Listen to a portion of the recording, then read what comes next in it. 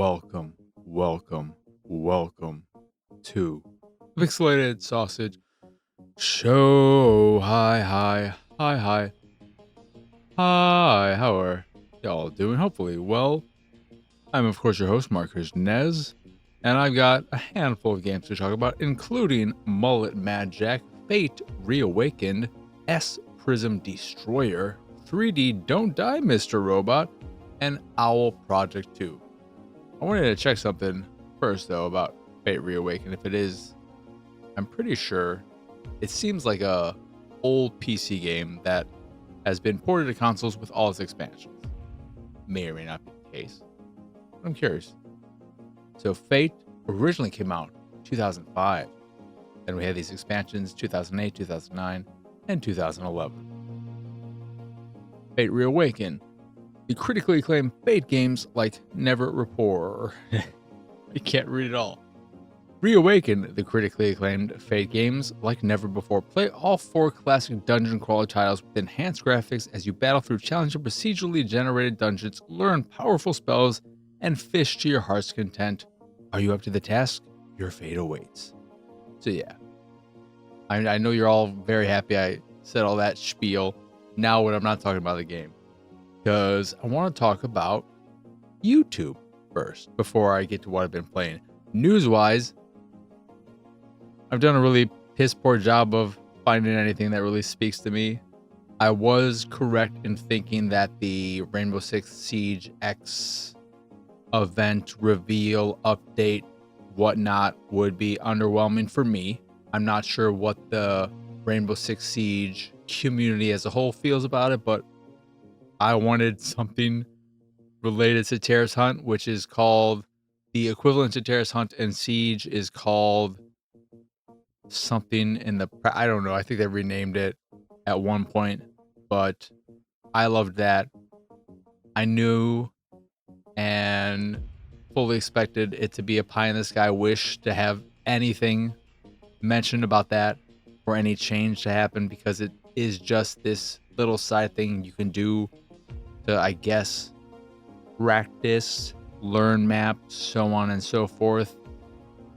And there are dozens of us who prefer playing Siege that way, only play Siege that way. I've put probably over 50 hours into Siege over its existence, potentially over 100. I'd have to check. And 95% of all that time has been put into the Terrace Hunt equivalent.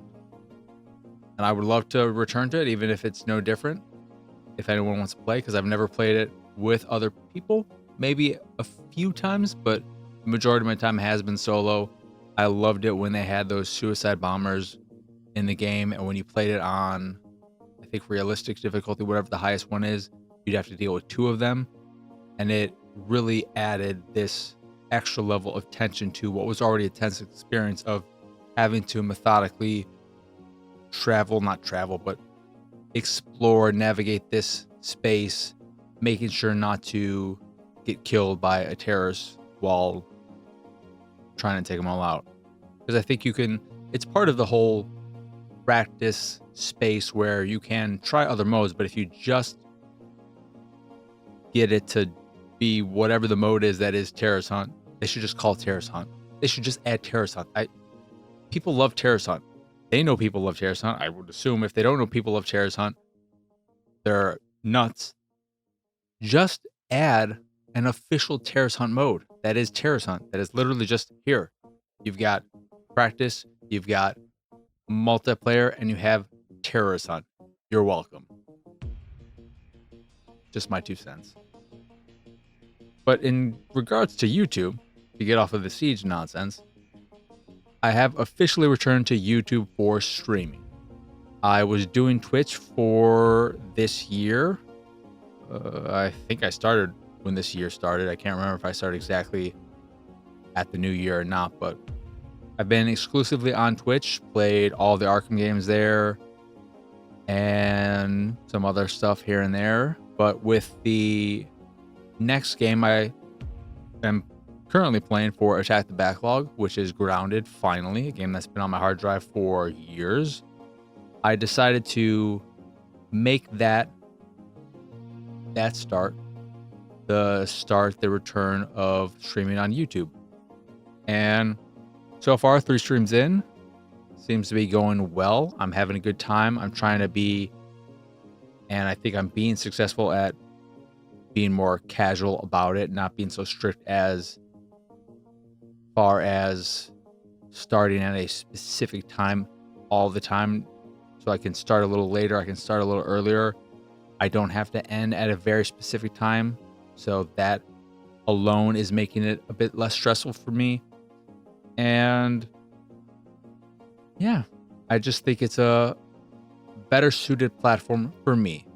I see the appeal of Twitch with all of the overlays and ways you can interact with the community, the way they can interact with the streamer, the bit system, the tipping, and all that kind of stuff that, to me, makes me feel icky if I were to somehow become popular enough on there to be affiliated and then deal with all that. I could become affiliated now, but I think becoming affiliated when you're able to, when you hit the requirements, the minimum requirements, it's not a good idea. And I think Twitch should raise the minimum requirement to become affiliated, because I think there's something so tantalizing about the idea of becoming affiliated for especially younger and new streamers, where the second they see that option available, where they've hit that minimum, which is just averaging 3 concurrent viewers, I think it's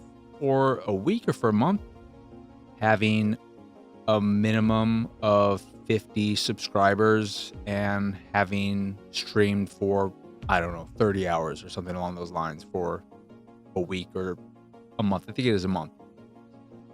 Those are incredibly low numbers.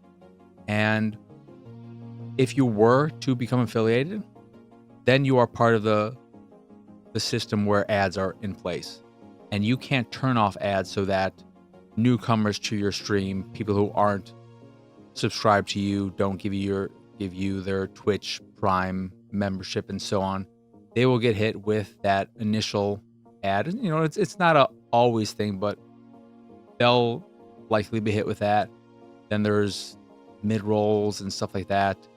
And I know from experience as a streamer, but also as a viewer, when I wasn't, and I no longer am because I don't watch Twitch anymore, but when I wasn't a Twitch Prime, not a Twitch Prime, but a Twitch Turbo, I think it is, member, I would 1000% just drop from a stream if an ad came up. I was just like, I don't know who this is.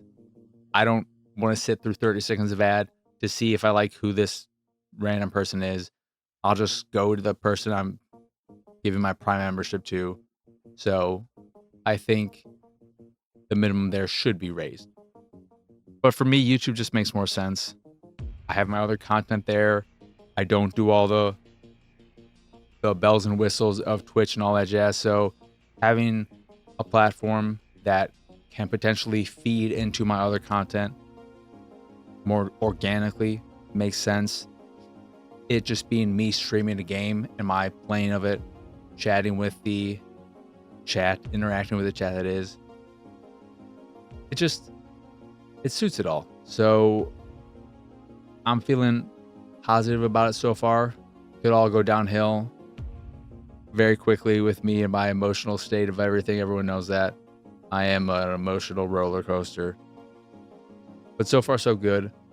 And as far as grounding goes, I'm not going to speak too much about it because, of course, that's what Attack the Backlog is for.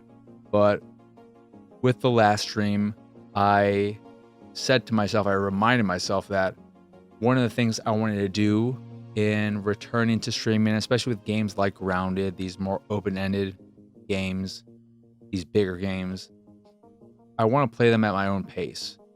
I don't want to be so stuck in a mainlining mindset where I am so focused on getting through the game as fast as possible and not taking any time to breathe, not just exploring, just going off and doing whatever for a few hours and so on.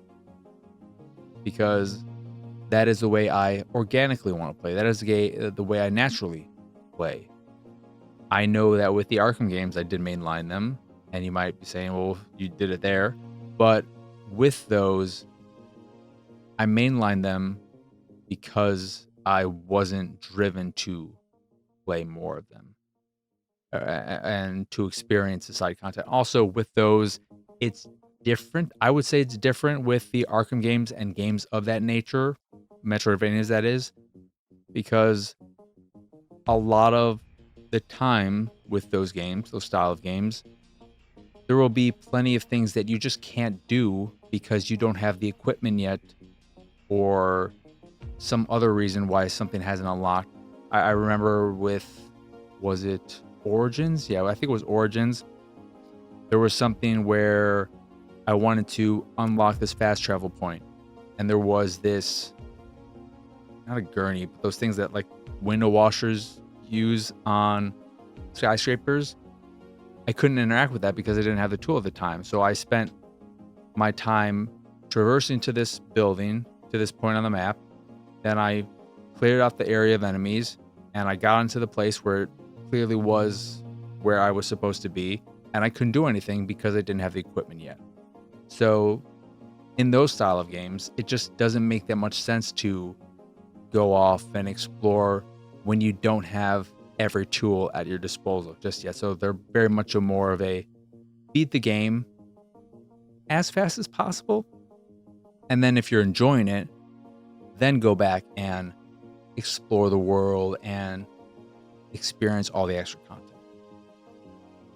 But with the last stream, I made it a point to try and just chill out, and I did a fair amount of that.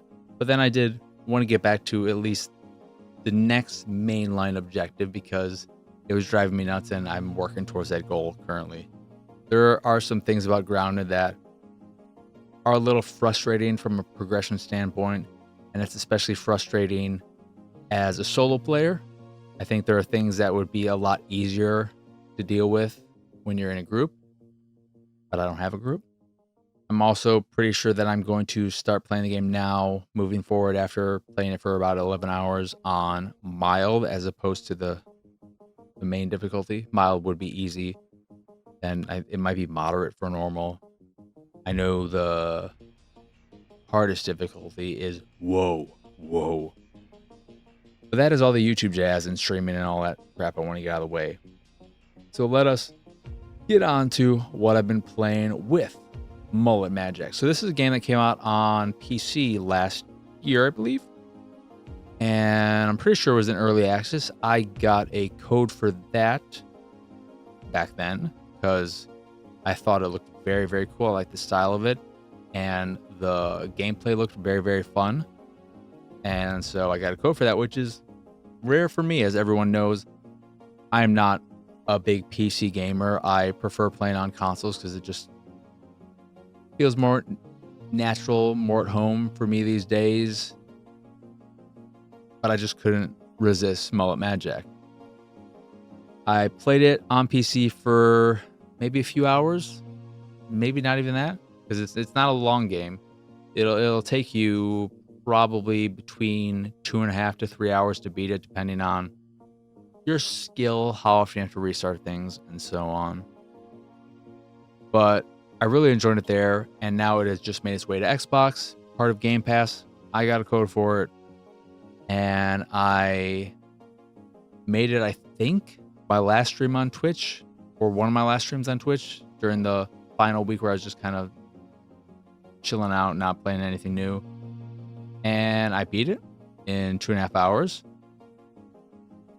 And I really, really like it. I would go so far as to say I love it. I love it. It is so much fun. If you've not seen anything of it yet, one, it has a great visual style. Very 80s infused, very anime.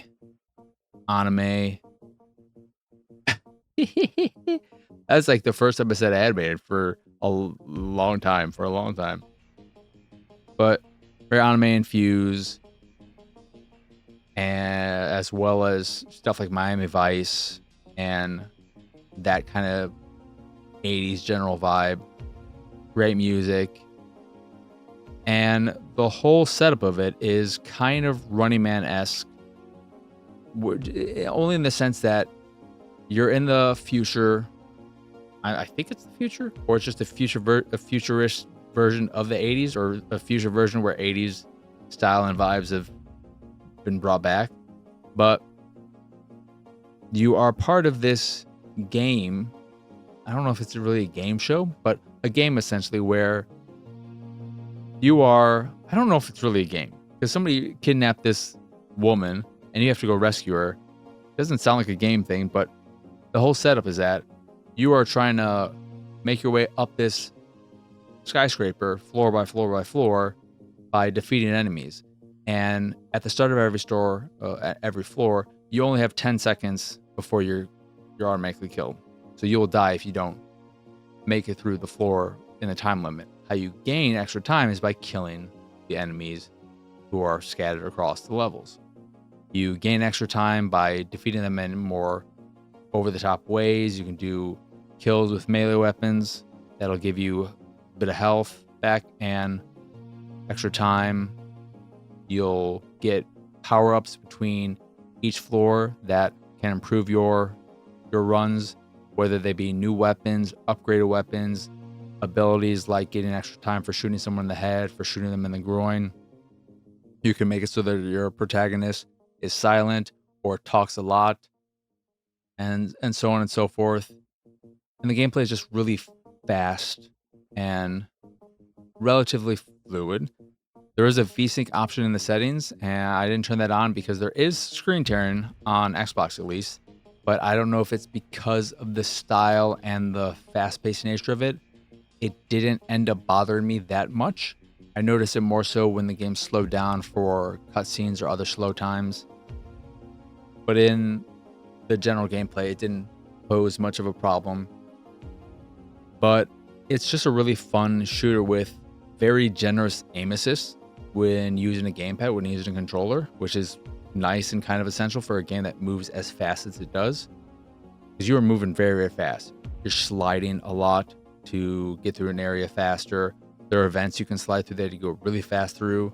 As you are progressing up the skyscraper and moving from floor to floor to floor, every 10 floors, you'll fight a boss, which are kind of pushovers. They don't really pose much of a challenge. And if you die at any point between those 10 levels, you start back at the level. So if you're on floor 10 and you're making your way to floor 20, you die at floor 18, you start back at 10. But if you clear floor 20, beat the boss, and make it to the next section of the skyscraper, you will start at level 20, floor 20, if you die again, and so on and so forth. What the hell is in my mouth? There's something in my mouth. I don't know what it is, but it's not there anymore. But it's a lot of fun. The downside would be that it is light on content. You have a endless mode and an endless mode, so you can see how far you can go if you want, and you can replay the story mode on different difficulties to go after high scores, which is fun. Depending on the type of player you are, if you are a one and done player, if you're not somebody who likes going after high scores or any of that kind of stuff, then you may want to wait for a sale. Or if you have Game Pass, play it on Game Pass, because it is $20, I believe, which to me is still worth it for even a single playthrough with how fun it is. And the last thing I want to talk about very quickly is just the fact that it has maybe my favorite shotgun in any game ever. I love the shotgun in this. Part of what really helps is, one, it feels really good. Great kickback, great power when you take down enemies with it. Is by far my favorite weapon. If I'm not going after achievements, I'm using the shotgun. But more than anything, it has the best shotgun reload animation that every shotgun should have. I know it doesn't work if the shotgun isn't of a certain style, but it has the Terminator 2 flip, spin, reload animation, and there is no more satisfying reload mechanic than the spinning shotgun reload from Terminator 2. Thank you, Terminator 2. Well, technically T2. Thank you, T2. Thank you, Arnold Schwarzenegger. Thank you, James Cameron. I love you. But yeah, Mullet MadJack. Great ass game. Then there's Fate Reawakened, which I had that little spiel of at the top of the show, which is this upgraded visual repackaged collection of the original Fate PC game. And it's, I don't know if they were sequels or they were expansions, but they're all now here in one pretty package on consoles, playing on Xbox. And they are definitely of their age. You can see the age in them. They are old. They look it. They're ARPGs, very Diablo-esque, though visually they have more in common with Torchlight, if you are familiar with that series. But in playing through all of them a little bit, they just don't feel good. Maybe they felt better with a mouse and keyboard, and that's that way of playing an ARPG. But translating them to controller, they just don't feel fun to play. It's very slow, and there's a lack of feedback when attacking certain enemies like slimes. There's no audio or any kind of feedback for hitting them. So you just feel like you're whiffing every time. And you do miss a lot too, because there is an RNG aspect to attacking enemies as well. It just doesn't feel good. It looks fine for what it is, being an older game that's essentially cleaned up and ported, just kind of sharpened up. But they're just not fun to play. It is most certainly a great bang for your buck in terms of all the content you're getting for. I'm not sure how much it costs, but regardless, you're getting a lot of content there, especially if you've never played these games. But I find very little reason to want to play them over just replaying better ARPGs or even better older ARPGs. I would rather go back and play Baldur's Gate Dark Alliance, even though my second run of that was not as hot as I would have expected. I still would rather go back and play that over this. The one nice thing though is that you can, because you would most realistically start with the first Fate game and then play the games in order from there. Because when you boot up the game, you have a menu screen that gives you the 4 games, and you could start any of them in any order. You don't need to play them in order, but you can take your character from any of the other games. So it doesn't matter the order you play them in. You can take the character you created in the first game you play, import them to the next one, and so on and so forth. And that's a really nice feature to have. And it's incredibly super streamlined, so that's cool. But outside of that, it just wasn't doing that much for me.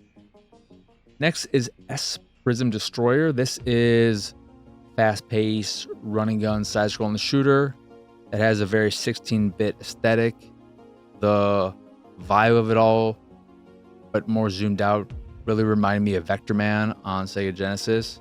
And you're just this, I think you start off as a robot-y dude, and there's this magical girl side of it, but you're just going around shooting these robotic things. The first level, you're fighting robotic T-Rexes and turrets and other things like that. And then the second level, it's robotic gorillas and so on and so forth. And when you get this specific pickup, because when you destroy enemies or boxes during your run, and it's very much about getting through it as fast as possible without getting hit, so that you're building up your multiplayer. But when you're going through there, you'll get health pickups, shields, weapon upgrades. But when you get a specific one, which I forget how it looked, but you'll get this little animation where a magical girl shows up and then imbues herself into you or something. And then you have these screen length swipes of your sword that just destroy everything in one hit. and you get to feel incredibly overpowered when using that, but you still have to pay attention to enemy projectiles and you're not invulnerable in that state. You're just incredibly powerful. But played it for a bit and it was fine, but it wasn't exceptional in any way. There's nothing about it in particular that made me want to keep playing, made me want to get further. So that's pretty much where it ended for me. 3D Don't Die, Mr. Robot, and that last one again was Prysm Destroyer, but 3D Don't Die, Mr. Robot, which is a title I love. There's no punctuation in it. I mean, there is, don't and Mr. and whatnot, but it's not 3D, comma, Don't Die, Mr. Robot. It's a weird title when you look at it, but it is very much so kind of like pacifism mode in Geometry Wars, where you're controlling this robot on this very small plane on the screen, and what you're trying to do is collect fruit while avoiding the enemies that are coming in from all aspects of the screen, bottom, top, left, and right.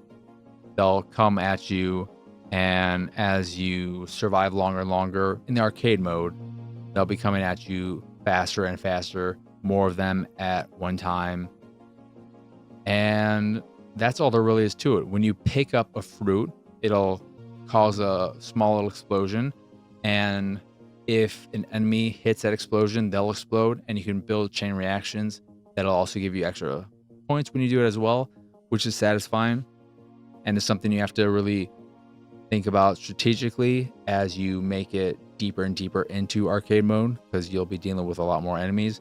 But there are also a handful of other modes. The only other one I tried in my little time with the game was the remix mode, which is level based and is where you're really just focused on collecting fruit while avoiding enemies.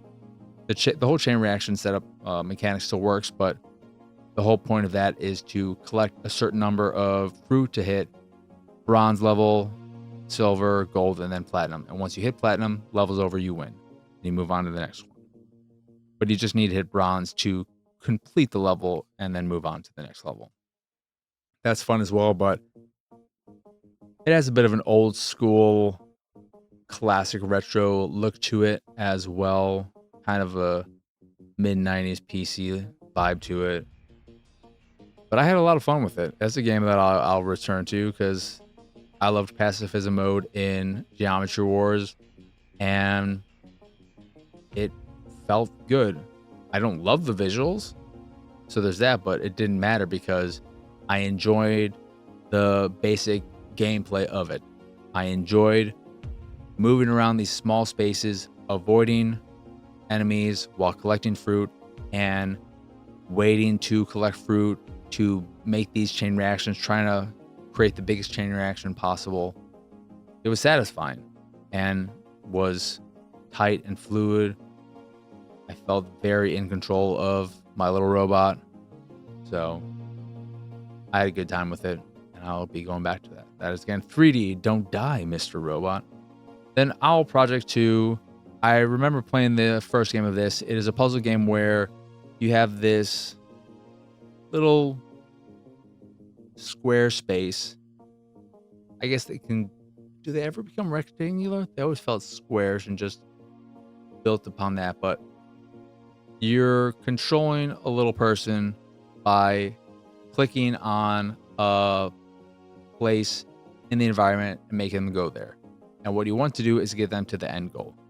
First 5 or so levels, you don't have to think about it. You just have to rotate the space so that you find the end space, click on it, and then they'll slowly walk their way to it. But as you start progressing, you'll have blocks that you can manipulate so that you'll send them to one block, then you move that block to another area, then you move them to another block, and then move that block to another space, and so on and so forth, manipulating the environment so that they can reach the end goal. It's a cool idea, but just like with the first game, and maybe things change in later levels, I only play the first 10. But like what I remember being my critique of the first game, the issue with it is that there's no real thought in the puzzles. The areas are well designed and it has a nice-ish look to it, but there's no real question to what you have to do. You just look around, okay, well, the only place I can get to currently with my first step, my first movement is here. So I'm going to put them on this one. And that's the only block I can manipulate. So I'm going to manipulate that block here. And then the only next logical thing is this thing. So there's no real thought process in what you have to do because it's incredibly linear. And with a puzzle, when it's so linear and so obviously and clearly linear, it takes away all of the thought out of the game. And in a puzzle game, that's kind of the whole point. So if I'm not really using my brain to figure out the solution when it's so obvious, it's just kind of, I lose interest in it real fast. There's no challenge there. There's no satisfaction in completing a puzzle.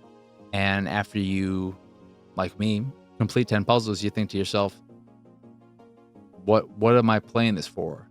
And the answer there is just the achievements. And that can only get you so far. And yeah.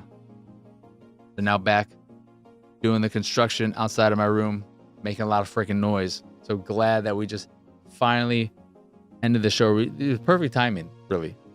So yeah, that is O.W.L Projekt 2, a game like its younger brother, younger sister, younger sibling. I wish was more creative in its puzzle designs in a way that made you think more about what you needed to do as opposed to just doing what was clear and obvious. There's no thought. You just, okay, this is where I have to go. So I click here. All right, now I'm going to move this block over here. Click here. All right. And also, I don't remember this being the case with the first game. Manipulating the blocks can be finicky at times where it doesn't want to work. You have to hold the X button to select them and then move them up, down, left, right, however you're manipulating them. And even though you should be able to manipulate them from any angle where you see the block, sometimes it just wouldn't work. And that was frustrating as well. That is, again, O.W.L Projekt 2. And that will do it for this here episode of the Pixelated Sausage Show. Once again, I am Marcus Nez. Y'all can find me pretty much everywhere at PX Sausage. If you enjoy this here show or any of the stuff I do and what have you, you can support me and my nonsense over at patreon.com/PXS. There you can get access to a monthly Q&A, the occasional watch party, a private Discord channel, along with some fancy Discord roles, as well as a random drop on the Patreon here or there, depending on your tier. Or you can just support me to support me if that is your fancy. That is, again, patreon.com/PXS. In addition to Patreon, you can find links to the site, the YouTube, the Discord, and so much more. Don't need to say Twitch anymore because we're all over at YouTube. I mean, you could go over to Twitch there if you want, but you can find links to all that jazz and more over at pxsausage.com. That is, again, the letter P, the letter X, sausage.com. That is it. That is all. As always, thank you for watching or listening. I hope you enjoy this here episode, and I hope you have both a wonderful rest of your day, a lovely rest of your week, and a wonderful weekend. But for now, adios, arrivederci, bye bye.